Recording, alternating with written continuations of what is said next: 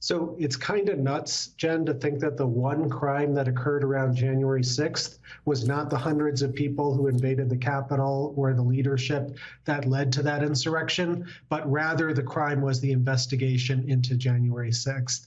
But that's what this House report evidently says, that Cassidy Hutchinson, one of the witnesses against Trump, had counsel, and that Liz Cheney ignored her counsel and just went and talked directly to Cassidy Hutchinson and procured another lawyer for Cassidy Hutchinson and the like. This is just bogus. It is true that there is a crime in the statute book, 1622, that bars someone from procuring another person to commit perjury. Here, all Liz Cheney did was say to Cassidy Hutchinson, hey, you've got a Trump-affiliated lawyer who evidently is not letting you tell the truth. Here's a list of some other lawyers who could represent you. That is not witness tampering. Witness tampering is when you're preventing someone from telling the truth, and here Liz Cheney was enabling Cassidy Hutchinson to tell the truth. This is not a crime, no way. And we were saying, thank you, Chris Murphy, I think it was on TV yesterday, was saying, because here we are again, part of how we got here, the mainstream media, he said, all of them are reporting this Liz Cheney thing as if there's some there, when there is absolutely nothing there. There is no crime, no evidence. I mean, it is chilling if you look at somebody using an interim report ordered by Donald Trump to predicate prosecution of Liz Cheney for doing her job. Right. And Steph, I don't wish vindictive prosecutions on anyone, obviously. However, one of the reasons I am not in favor of pardoning the innocent, like Liz Cheney, because she committed no crime, I would love to see Donald Trump's weaponized Department of Justice try to prosecute Liz Cheney based on no evidence, because the trial court judges, the federal trial court judges in Washington, D.C. will figuratively cram that vindictive prosecution down Trump and his attorney general's throats. And that's what I think should be exposed to the public. Yeah. One expert said the same thing. There's nothing there. The report should not in any way be viewed as a pretext or any sort of foundation for prosecutors to zoom in on criminal charges for Cheney. The part that recommends criminal charges against Cheney is remarkably unspecific and way off base. The basis that they allege is that Liz Cheney had secret communications with a witness. And he said, what's she supposed to do? She's an investigator. She's part of an investigative committee. This is what you do. Yeah. Right? Yeah. And that investigation was run by a good friend and former RICO prosecutor colleague of mine, Tim Heaphy. He was the chief investigative counsel. You saw him in lots and lots of interviews.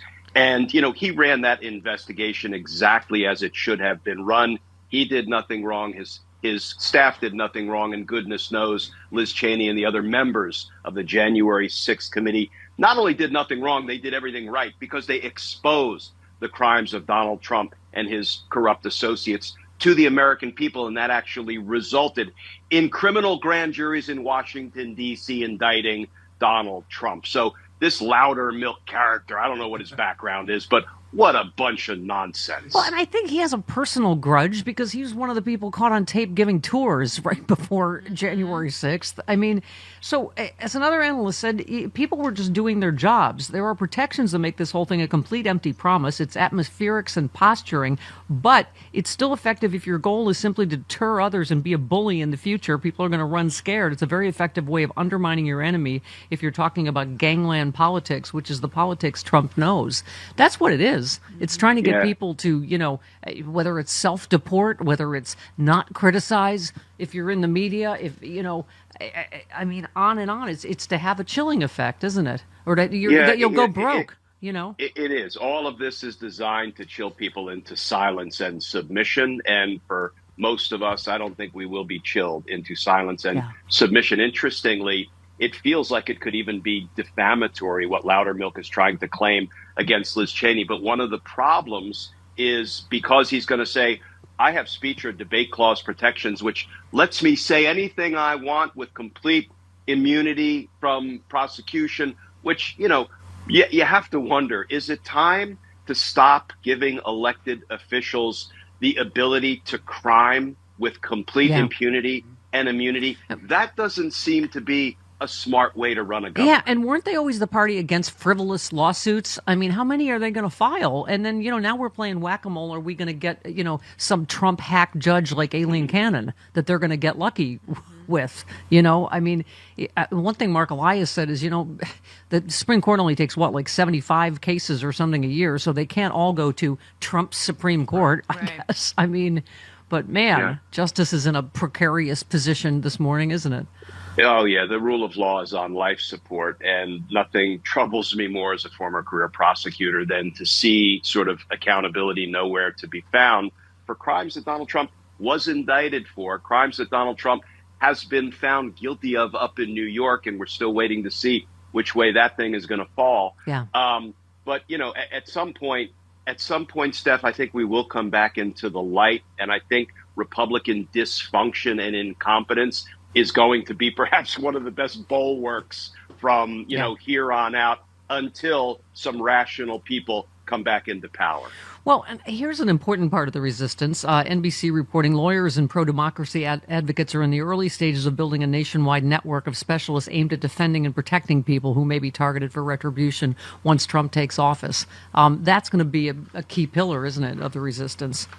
Absolutely. Lots of my friends and former colleagues are among the best of the best criminal white-collar defense attorneys in Washington, D.C. I've talked to many of them, and they are standing ready to handle any vindictive prosecutions that Donald Trump and what will probably be his corrupt attorney general, we don't know who will be confirmed to that position, try to bring against Donald Trump's political foes. And I'm telling you, they're going to fail spectacularly in court. Donald Trump, in my opinion, may have his AG try to bring one or two marquee vindictive prosecutions against, well-known figures, Liz Cheney, Jack Smith, and they're going to go down in flames. And that, Steph, that will have a chilling effect, hopefully, and we'll see an end to this, vindictive prosecution parade. Oh, hi. This message comes from our sponsor, Freedom From Religion Foundation. Freedom from religion. Did you know that almost 1/3 of Americans have no religion? At least 34% of Gen Z are religiously unaffiliated. I'm in the largest religious group, not ex-Catholics.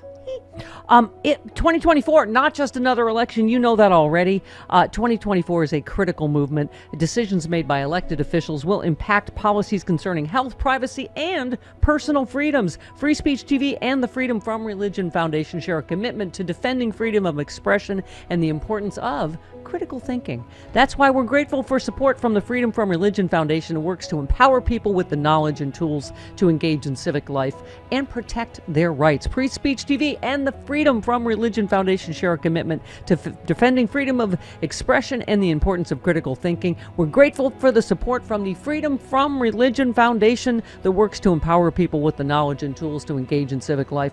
Protect your rights. Only you can do it. For more information on the work of the Freedom From Religion Foundation and their efforts to safeguard the separation of church and state, visit ffrf.org/Miller. That is ffrf.org/Miller. Your vote is your power. Don't sit this one out.